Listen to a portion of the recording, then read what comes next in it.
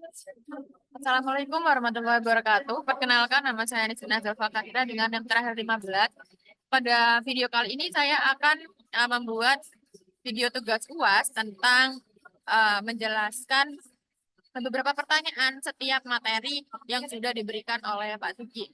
Seperti pertanyaan yang pertama yaitu siapa yang merumuskan materi itu, atau siapa yang pertama kali mengkonsepkan persamaan itu. Lalu yang kedua yaitu konteksnya siapa, tahun berapa, atau dibuat ratus tahun lalu. Lalu yang ketiga yaitu apakah perumusan itu masih dipakai dan kapan dipakainya. Dan nomor 4 atau yang terakhir yaitu apakah memang perumusan ini sebenarnya sudah bisa diotomisasi oleh teknologi yang sekarang yang sekarang. Lalu saya sudah menuliskannya juga di PPT supaya saya lebih leluasa untuk membacakannya. Saya sudah memerintahkan seperti yang saya perlihatkan tadi di GPT, seperti ini dan muncul seperti ini.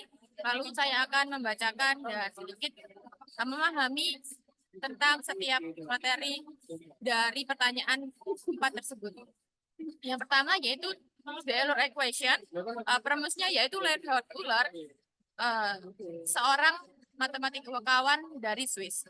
Konteksnya yaitu persamaan Euler dikembangkan oleh Euler pada abad ke-18 sebagai sebuah persamaan diferensial untuk menggambarkan gerak fluida incompressible dalam dinamika fluida.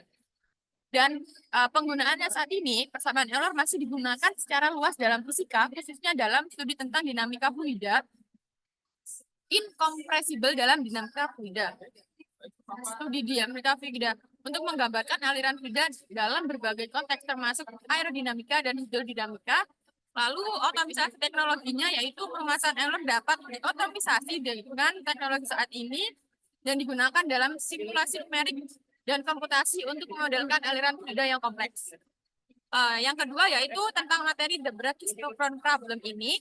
Rumusnya yaitu John Bernoulli, salah satu anggota keluarga Bernoulli dari Swiss juga, dengan kontribusi juga dari Johann Bernoulli.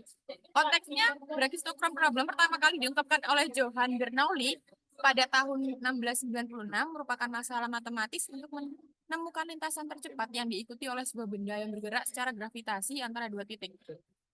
Dan penggunaan Brachistochrone problem ini pada saat ini yaitu konsep ini tetap relevan dalam matematika dan fisika dan sering digunakan dalam perancangan lintasan seperti roller coaster serta dalam analisis fisika yang melibatkan gerakan benda di bawah gaya gravitasi. Untuk otomisasi teknologinya, solusi matematis untuk Brachistochrone problem dapat dihitung dengan teknologi komputasi modern dengan menggunakan pendekatan numerik dan analisis matematis yang lebih canggih. Untuk cycloids-nya, rumusnya yaitu cycloid telah dipelajari oleh sejumlah matematikawan, tetapi kontribusi utama dari Christian Huygens, seorang ilmuwan dan matematikawan dari Belanda. Untuk konteksnya, cycloid adalah kurva yang dihasilkan oleh titik pada lingkaran yang bergulir tanpa menyelipkan di atas permukaan. Studi tentang cycloid terkait dengan masalah Brachistochrone dan telah muncul sejak abad ke-17.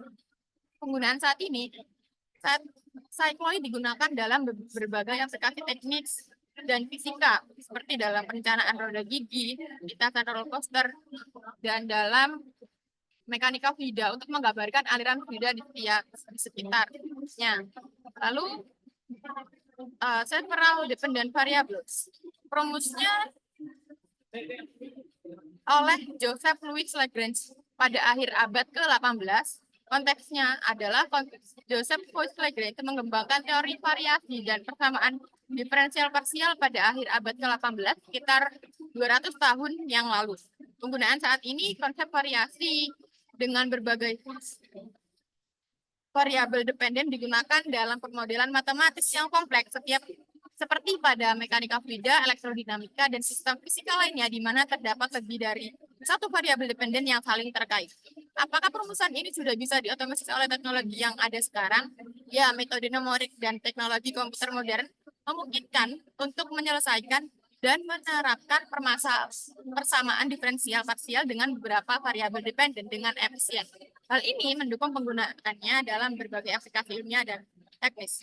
Lalu yang selanjutnya adalah materi Lagrange equations. Rumusnya yaitu oleh Joseph Louis Lagrange pada akhir ke-18. Konteksnya, Joseph Louis Lagrange ini merumuskan persamaan Lagrange pada pertengahan hingga akhir abad ke-18, sekitar 200 tahun yang lalu. Dan penggunaannya saat ini, persamaan Lagrange digunakan dalam mekanika klasik untuk memodelkan sistem dinamika yang kompleks dengan pendekatan yang lebih elegan daripada hukum Newton. Hal ini digunakan secara luas dalam berbagai aplikasi fisika dan rekayasa. Apakah perumusan ini sudah bisa diotomatisasi oleh teknologi yang ada sekarang? Jawabannya, ya, persamaan Lagrange dapat diotomatisasi dalam pemodelan dan simulasi numerik dengan bantuan perangkat komputer. Ini memungkinkan untuk menerapkan teori Lagrange dalam analisis sistem dinamis yang rumit dengan cara yang efisien dan akurat. Dan yang terakhir yaitu materi suprematic problems. Rumusnya pertama kali ditemukan oleh matematikawan Yunani kuno seperti Zenodorus pada abad ke-4 sebelum Masehi dan Archimedes pada abad ke-3 sebelum Masehi. Konteksnya, konsep isomerik ini telah ada selama ribuan tahun, tetapi formalisasi matematisnya lebih dikembangkan dalam zaman Eropa pada pertengahan abad hingga awal modern. Penggunaan saat ini, masalah isoprimetik dipelajari dalam teori optimal control, geometri diferensial, dan teori ekstremal dalam matematika. Konsepnya masih relevan dalam penelitian matematis modern. Apakah perusahaan ini sudah bisa diotomatisasi oleh teknologi yang ada sekarang? Jawabannya ya, persamaan Lagrange dapat diotomatisasi dalam pemodelan dan simulasi numerik dengan bantuan perangkat lunak komputer. Ini memungkinkan untuk menerapkan teori Lagrange dalam analisis sistem dinamis yang rumit dengan cara yang efisien dan akurat. Sekian dari saya. Mohon maaf apabila ada salah kata dan kekurangan. Wassalamualaikum warahmatullahi wabarakatuh.